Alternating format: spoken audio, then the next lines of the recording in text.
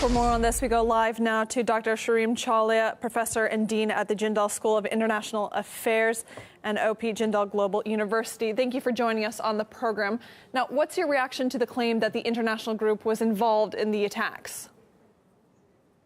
Well, the local jihadist network, Tawheed Jamaat, that's being blamed for these attacks, could not have carried it out on this scale without significant foreign linkages and support, because this group was a very localized one and did not seem to have the kind of weaponry and the tactics and the training to do this kind of systematic, multiple site serialized attacks that have killed hundreds of people. So clearly there was an international angle to this. I think the intelligence agencies will have to piece the evidence together and see where the trail leads. My feeling is that there is a ISIS-inspired, current in Sri Lanka, but also possibly, some countries in South Asia that sponsor jihadist terrorism as a proxy to destabilize the neighbors. There could be many other, foreign players involved, and we are only beginning the investigation.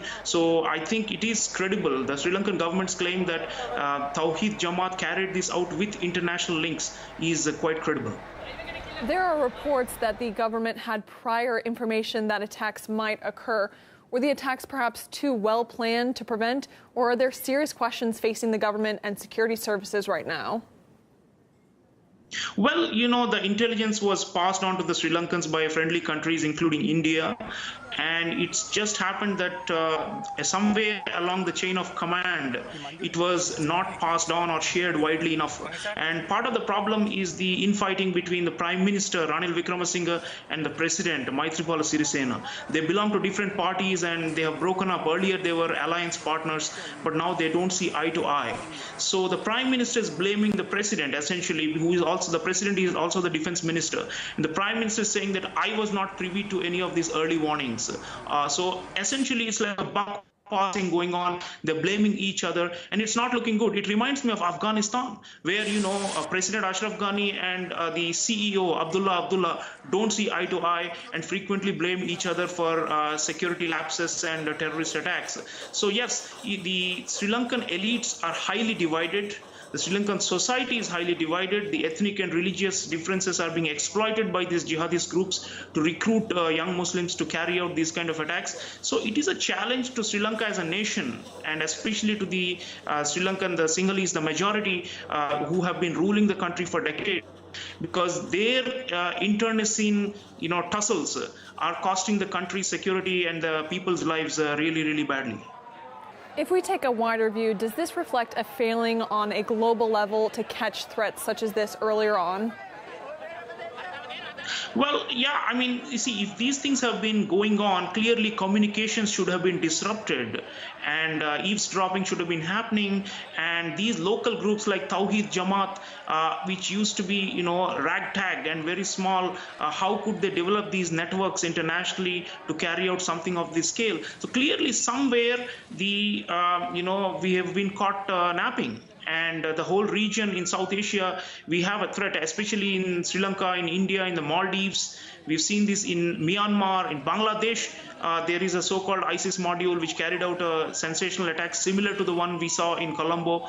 So overall, if you see, South Asia is quite vulnerable, and South and Southeast Asia is where there are a lot of disenchanted young Muslims. Even if 1% or 0.5% of those civilians are radicalized through online means or through travel to Syria to fight for ISIS and then returning, there is a significant threat, and we should not underestimate this. What happens is the politics in these countries obfuscates the threat. For example, in Sri Lanka, there are a lot of these mainstream Muslim politicians who are elected as members of parliament and who are in the ruling coalition, who are ministers. They shelter these groups like Tawheed and saying that they are simply performing charity and social service, when actually under the cover of that they are doing something far more dangerous and anti-social. So I think it's very important that we think about how to counter terror in a much more holistic way, involving communities, bridging the ethno-religious divides in these societies, and also making sure the elites are united. Otherwise, it's a lost cause.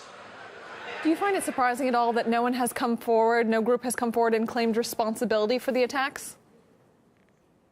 Yeah, by this time, ISIS, if at all, would have claimed or at least appropriated it and said that, one of our, vilayats or emirates or branches of the caliphate would have done it, but they haven't. So, nor has Al-Qaeda. So, it's interesting. So, it does show that there is a significant local base to this, but these guys are highly motivated. From the videos that are circulating of these Tawheed Jamaat preachers, they are actually pretty influenced by currents in the Middle East and elsewhere, and they are saying that essentially in Sri Lanka we are Muslims and everybody else are infidels.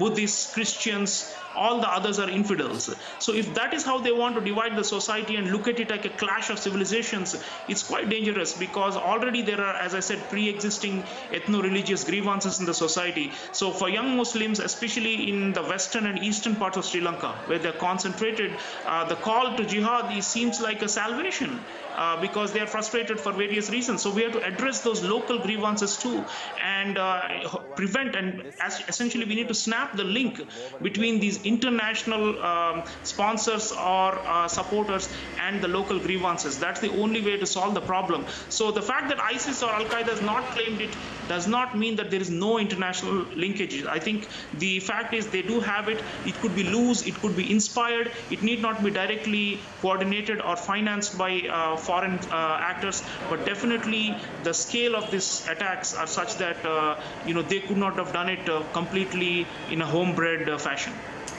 International Affairs Professor Dr. Sreeram Chaulia, thank you so much for joining us on the program today.